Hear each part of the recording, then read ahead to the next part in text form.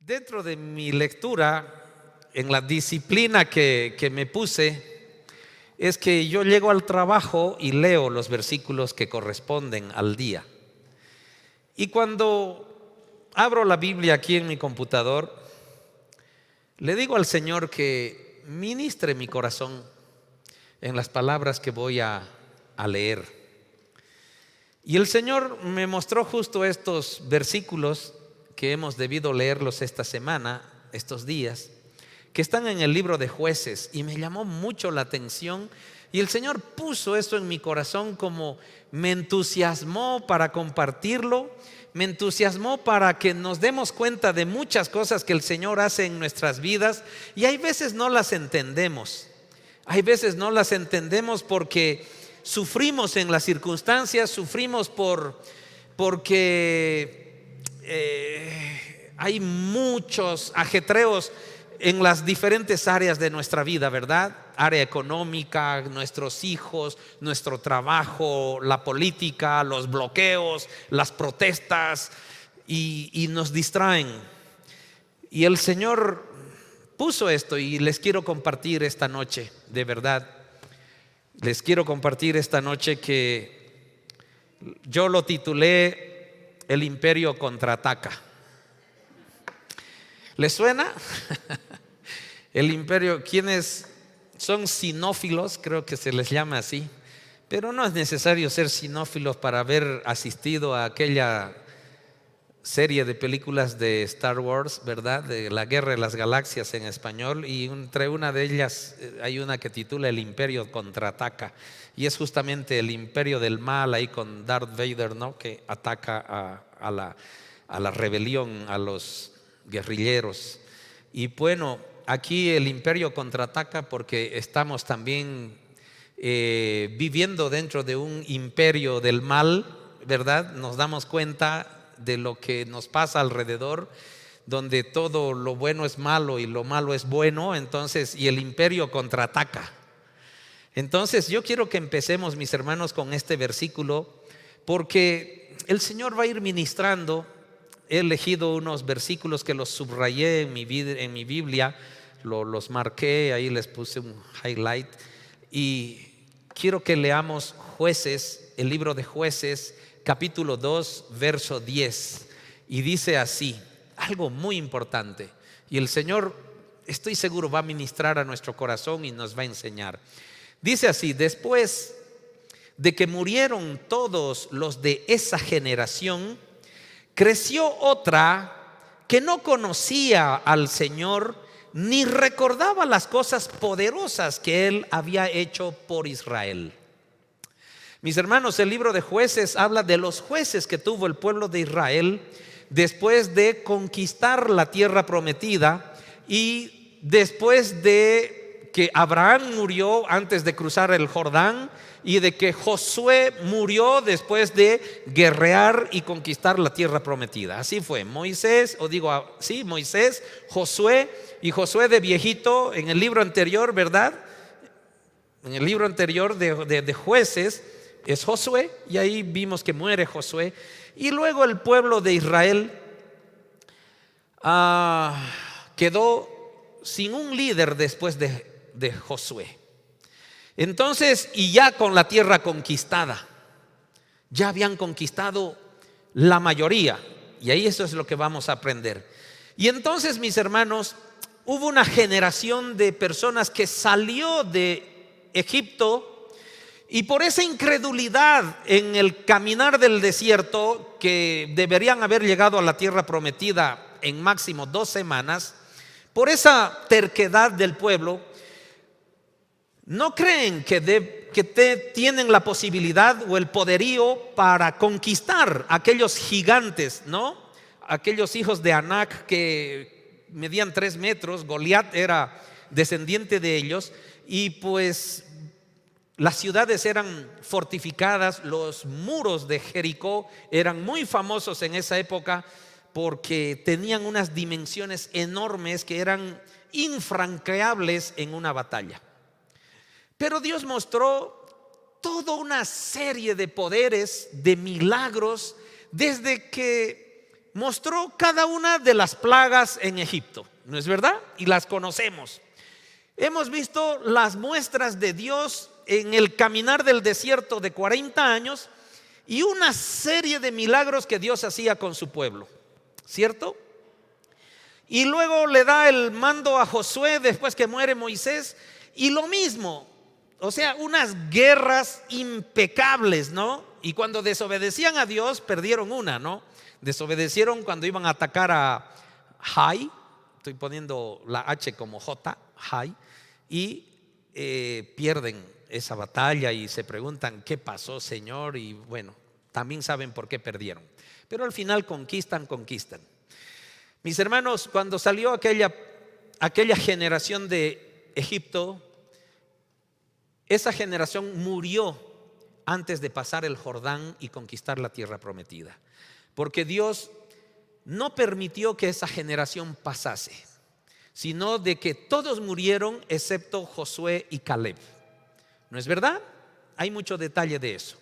Entonces, esa generación que murió tenía, porque Dios les enseñó en todos los libros que escribió Moisés, todas las leyes que estableció Moisés para el pueblo de Israel. Dios les enseñó a los padres que deben enseñar la experiencia que ellos tuvieron con Dios. Es decir, cómo mis hijos sabían lo que Dios había hecho en el pasado. Yo se lo tenía que contar, el papá.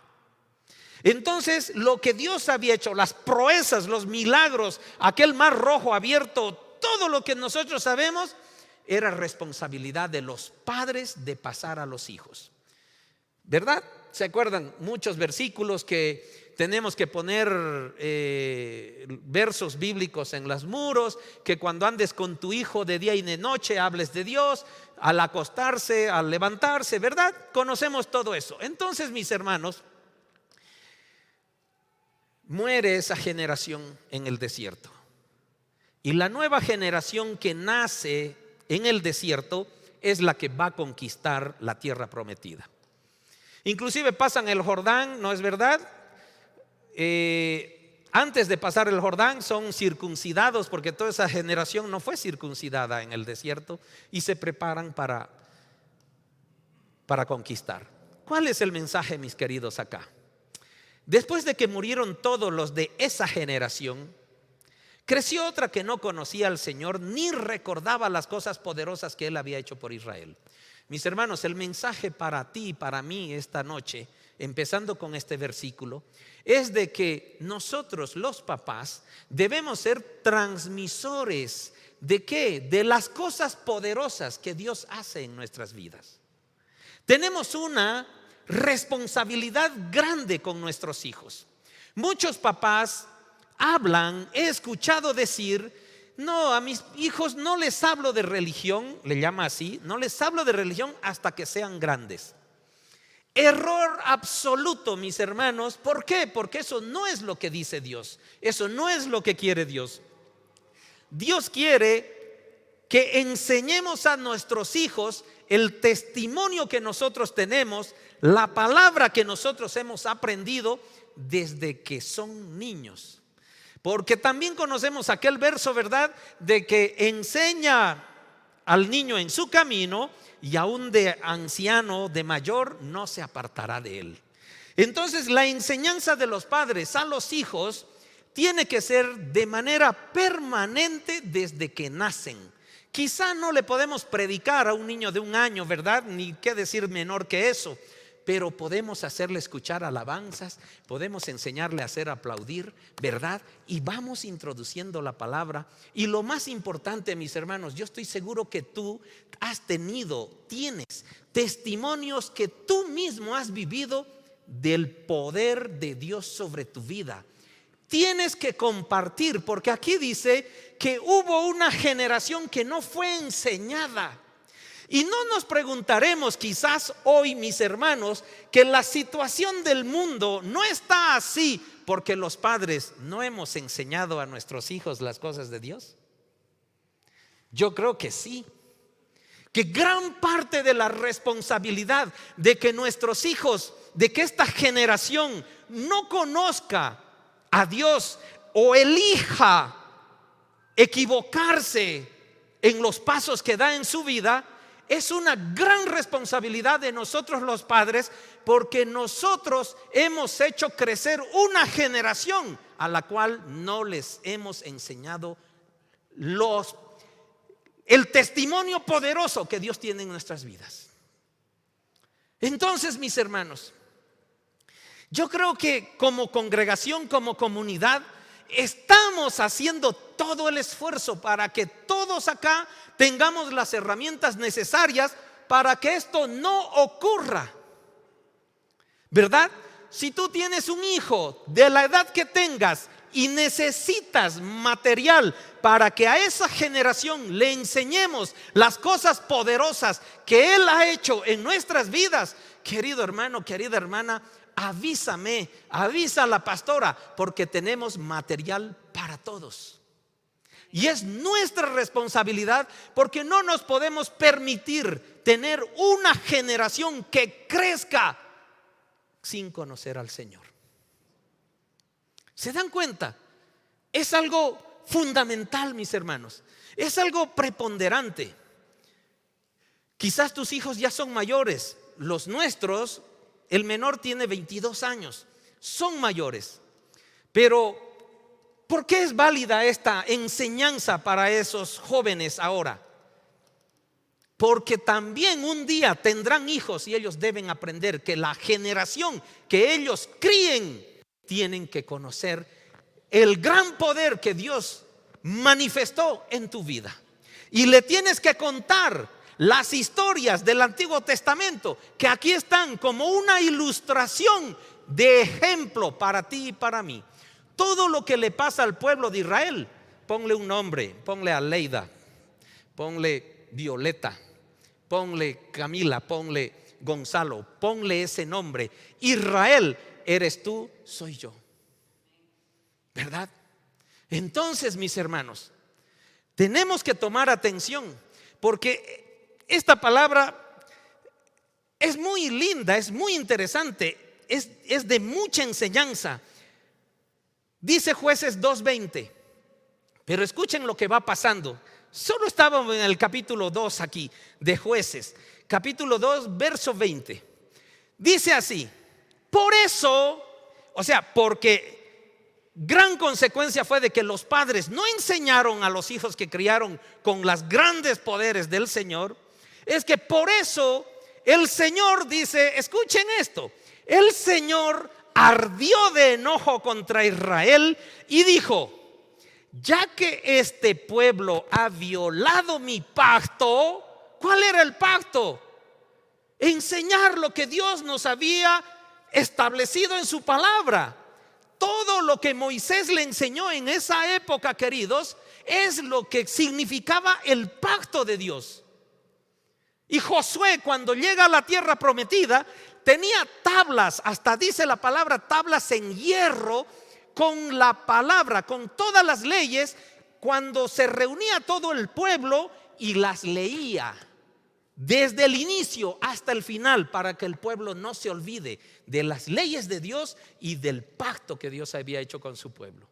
Dios ha hecho un pacto con nosotros, mis hermanos. Nosotros somos del nuevo pacto, del pacto hecho con sangre con nuestro Señor Jesucristo. El nuevo pacto deja caduco el viejo pacto, porque este pacto es un pacto de amor.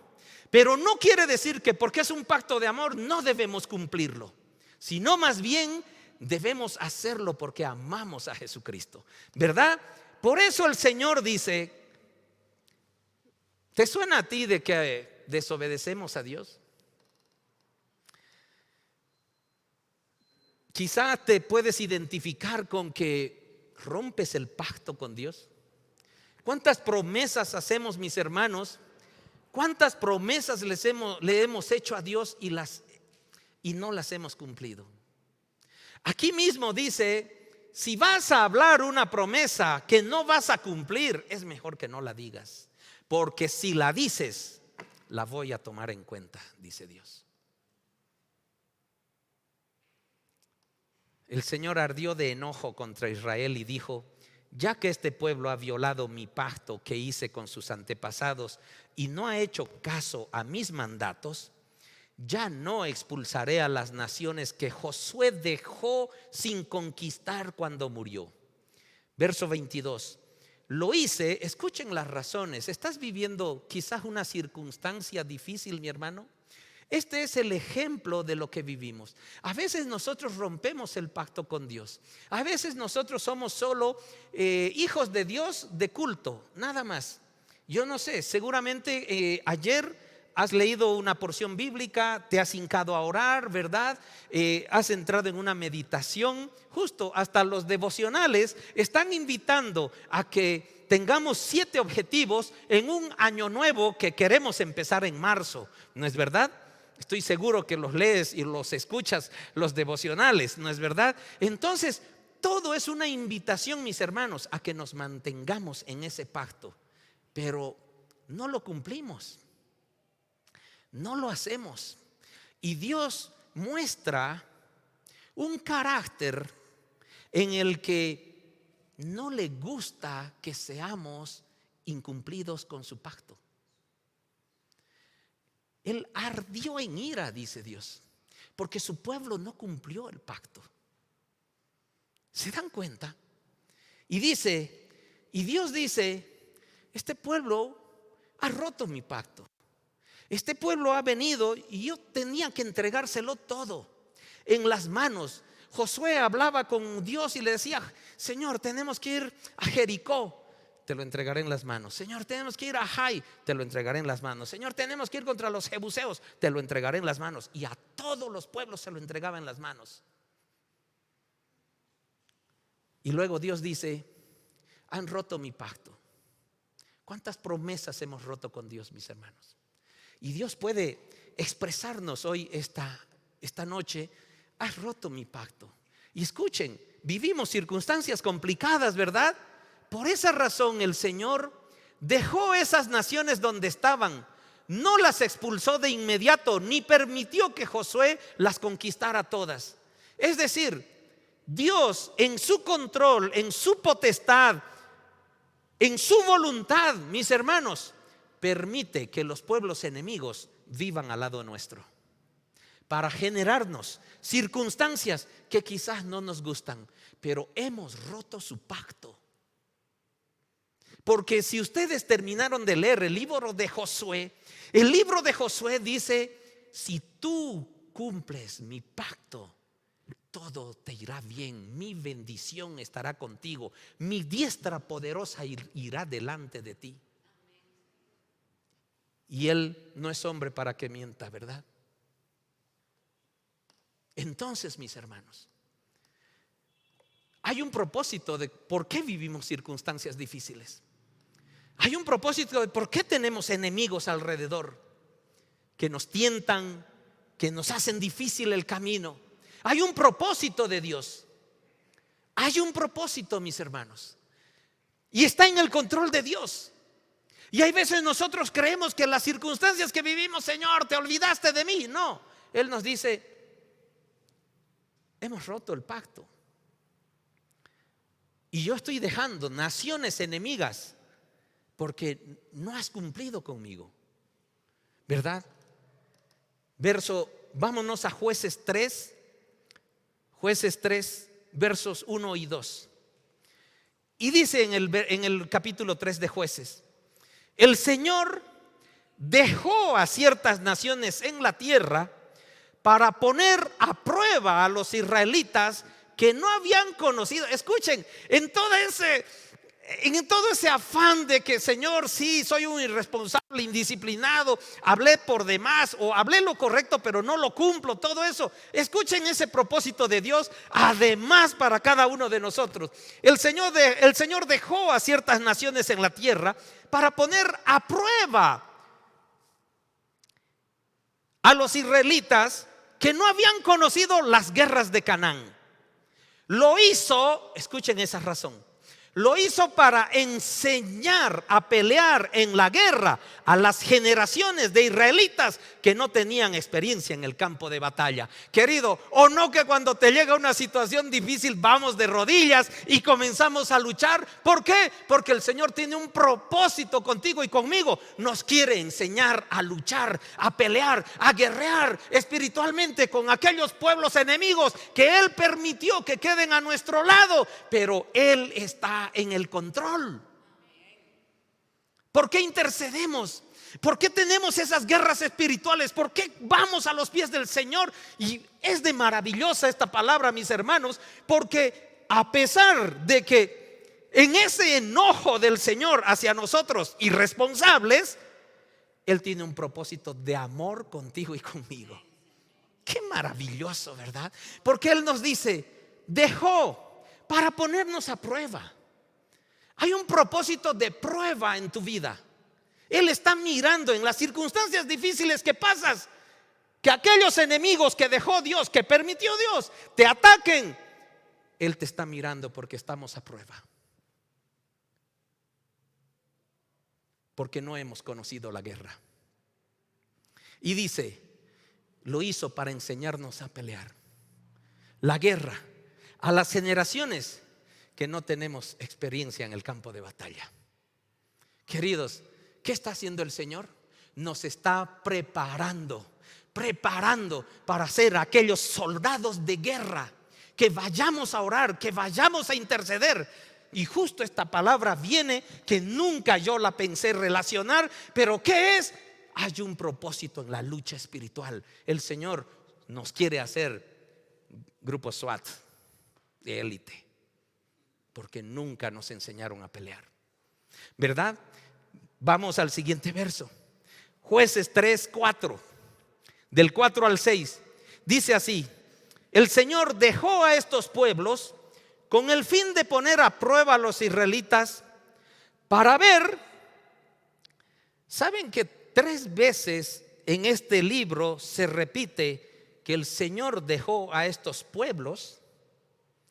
Queridos, quiere decir que las circunstancias que tú estás viviendo con aquellos pueblos enemigos a tu alrededor tienen un propósito celestial, tienen un propósito de Dios. Ya el Señor dijo: quiero hacerte un buen guerrero. En el enojo que me has levantado por fallarme con el pacto, pero quiero hacerte un buen guerrero. Quiero hacerte alguien preparado para la guerra. Y luego dice: el Señor dejó a estos pueblos con el fin de poner a prueba a los israelitas para ver, segundo objetivo, si obedecen los mandatos que el Señor había dado a sus antepasados por medio de Moisés. ¿Qué objetivo más hay en esa guerra espiritual? Si somos obedientes. ¿Cuán obedientes somos a esto? Hay pueblos enemigos que adrede, mis hermanos, Dios dejó alrededor nuestro para luchar, para aprender a ser guerreros y a ver si somos obedientes. El Señor nos está probando. Es decir, que la lucha que estás llevando, aquel desierto que estamos viviendo, aquellas circunstancias difíciles, tú conoces, quizás de enfermedad, quizás de escasez, quizás de desierto, quizás de incertidumbre, de inseguridad. Son pruebas de Dios y Dios te está mirando. ¿Por qué? Porque quiere hacerte un buen soldado. Quiere hacerte alguien que obedezcas lo que Él quiere. ¿Te das cuenta? Así, verso 5, 3:5. Así que los israelitas vivieron entre los enemigos: cananeos, hititas, amorreos, fereceos, heveos y jebuseos. Y se unieron. Escuchen esto, mis hermanos. Escuchen esto, porque esto es realmente, son mensajes que el Señor puso ahí. Vivió entre enemigos, vivió entre gente que Dios le dijo: no te mezcles. Y el pueblo de Israel se unió en matrimonio con ellos. Los hijos de los israelitas se casaron con las hijas de esos pueblos, y las hijas de los israelitas fueron dadas en matrimonio a sus hijos, y los israelitas sirvieron a los dioses de esas naciones. ¿Te das cuenta? Querido, esto hizo el pueblo de Israel. Y esto hacemos nosotros ahora. La palabra del Señor en otro verso dice: no te cases en yugo desigual. No te cases en yugo desigual. Es una orden de Dios, queridos, no es una opinión del pastor. Es un mandato de Dios. Que no te mezcles con otros que no tienen la misma fe que tú. Papás, mamás, por favor, levantemos las orejas. No, pero este chiquito es bueno. No, pero la niña es linda, es bonita y viene de buena familia y es bueno. ¿Tiene la misma fe y creencia que la que tiene tu familia? Es tu responsabilidad, porque es un mandato de Dios, no es un capricho del pastor. Hay enemigos al lado. Y nosotros permitimos que nuestros hijos se unan en matrimonio con hijos de ellos, y nuestras hijas las damos en matrimonio. Queridos, es para que tomemos en serio, porque el yugo desigual lo hace arder en ira a Dios. Es un mensaje del Señor para ti, papá, mamá, para que tengas cuidado. Porque antes que una persona que enamora con tu hijo o enamora con tu hija sea buenito, sea educado, es quién es su Dios y qué testimonio tiene con ese Dios. Y eso es innegociable, porque ese es el fundamento para que esa persona sea buena después y sea amable, sea educada, lo que quieras. Pero no puede estar fuera de esa roca que significa tu fe, tu testimonio en Cristo Jesús. Porque este pueblo fue desobediente. Porque este pueblo, si hay dificultades, mis hermanos, y los hijos, queridos, se rebelan contra los padres. No, pero es que yo quiero, porque es bonito, es lindo, es esto, es lo otro. Hijo, hija, escucha el consejo de tu padre y obedece. Si ellos dicen no, porque no tienen la misma fe que nosotros, es no. Es no. ¿Por qué? ¿Qué dice el Señor? Para probar a los israelitas, para ver si obedecían los mandatos. Vamos al verso 9. Jueces 3:9. Y aquí sucede algo maravilloso. Pero cuando el pueblo de Israel clamó al Señor por ayuda, el Señor levantó a un libertador para salvarlos. Mis hermanos, el Señor nunca nos ha dejado solos. A pesar de que rompemos el pacto, a pesar de que somos desobedientes, a pesar de que rompemos esas reglas que el Señor nos ha enseñado a cada uno de nosotros, tenemos la oportunidad de acercarnos al Señor y clamar para que nos perdone, y el Señor nos perdona. Este libro de Jueces habla de 12 jueces que fueron levantados en Israel porque el pueblo no tenía un líder, y cada vez que moría un juez, el pueblo se echaba a perder peor que antes. Peor que antes. Y Dios levantaba a un juez. Y aquí dice que se llamaba Otoniel, hijo de Cenaz, un hermano menor de Caleb. Dios levanta a este primer juez para Israel. ¿Por qué? Porque levanta un Salvador. ¿Y quién es nuestro Salvador que Dios levantó? Jesucristo. ¿Por qué? Porque el pueblo oró, mis hermanos. ¿Cuál es nuestro Salvador? ¿Por qué debemos amar la venida de nuestro Señor Jesucristo? Porque debemos orar y amar para que venga nuestro Salvador y ya nos lleve a las bodas del Cordero. ¿Se dan cuenta? Son 12 jueces que Dios, ahí está Débora, Gedeón, Sansón, ¿verdad? Conocemos a varios de ellos. Y el pueblo de Israel clamó. Mi hermano, mi hermana, ¿has roto un pacto con Dios? Cierra tus ojos, te lo pido, te ruego, porque este es el momento de reflexión. ¿Has fallado un pacto con Dios? ¿Una promesa? ¿Cuántas promesas has hecho y no funcionó? Pero las pusiste en los pies de Dios.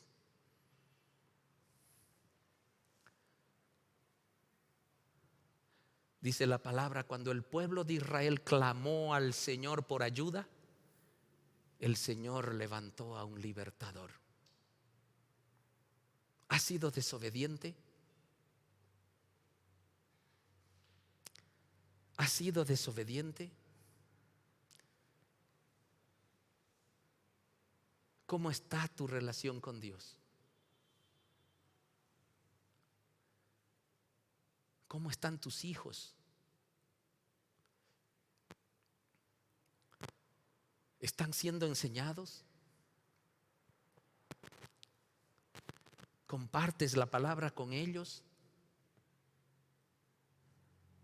Tú como papá, como mamá, ¿tienes una disciplina en tu relación con Dios?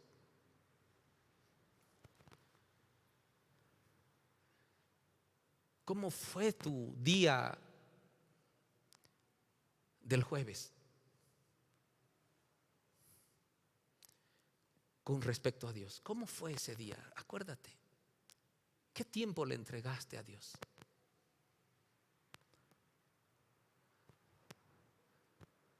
Mi hermano, mi hermana, no es para que nos sintamos culpables y nos desgarremos la ropa y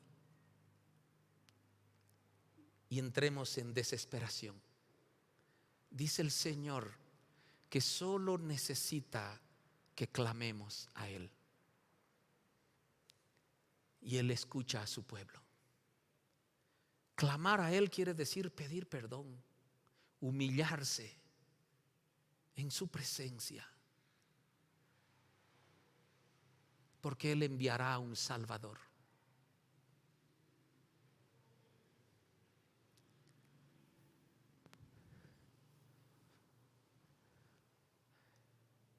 Dice el verso 15 de Jueces, capítulo 3. Murió Otoniel. Sin embargo, dice el verso 15, cuando el pueblo de Israel clamó al Señor por ayuda, el Señor nuevamente levantó a un libertador para salvarlos. Dios es un Dios de oportunidades, mis hermanos. Pero también se da cuenta de que jugamos con Él. De que hoy hago yo un pacto, hoy hago una alianza y mañana o pasado me olvido de ese pacto o esa alianza. El Señor es fiel para cumplir.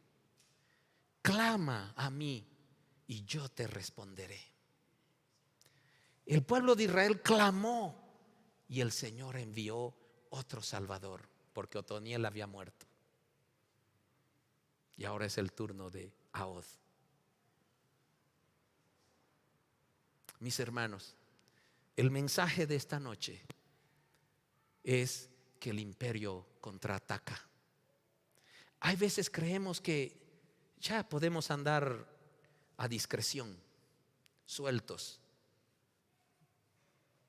light. El Señor adrede dejó pueblos enemigos, mis hermanos, para probarnos de ser excelentes guerreros, de ser obedientes, ¿verdad? De enseñar a nuestros hijos lo que nosotros vivimos. Muchas veces, mis hermanos, muchas veces,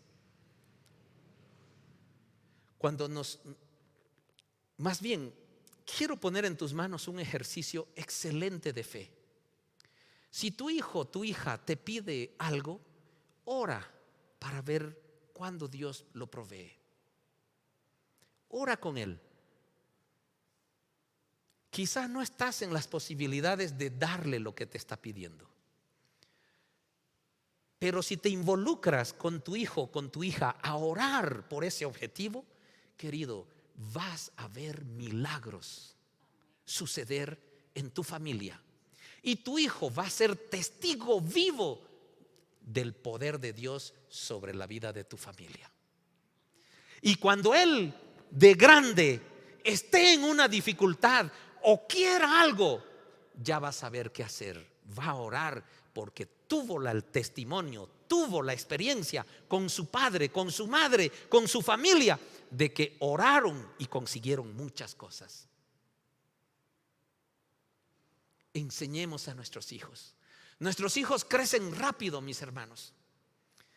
Con la pastora miramos atrás y eran unos bebés que les cambiábamos pañales. Hace poco pareciera. Por la gracia de Dios estamos un tiempo con Arianita. De aquí a un mes se nos casa el menor. Y el mayor ya casi tiene su vida hecha también en otro lado. Y seguro que tú vives cosas similares. Y si tienes hijos pequeños, mis hermanos, mis hermanas, disfrútalos, enséñales.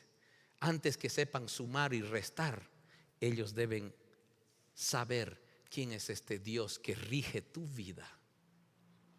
Antes que sepan dónde está el Illimani, que dónde está el Himalaya, deben saber que Jesucristo vino a salvarnos para una vida eterna. Porque esa es nuestra función. Esa es la principal materia que debemos enseñar. ¿Estás viviendo circunstancias difíciles, mi hermano, mi hermana? ¿Estás? El Señor está en el control. Adrede dejó las cosas ahí. Quiere hacerte un buen guerrero. Quiere hacerte un luchador espiritual. Quiere hacerte un intercesor. Quiere hacerte un hombre, una mujer de fe, para que cuando recurras a Él, su promesa es: enviaré un Salvador.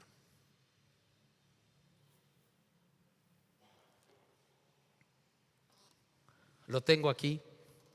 Se llamaba Ahod, hijo de Gera, quien era un hombre zurdo, y me llamó. Es la primera vez que hacen mención a un hombre zurdo. ¿Tú eres zurdo, zurda? Aquí conozco una zurda. Y los hombres zurdos bíblicamente son mencionados de manera especial. Y de curioso, mis hermanos, me entré a investigar por qué todos los demás han debido ser diestros, ¿verdad? Por eso no los menciona.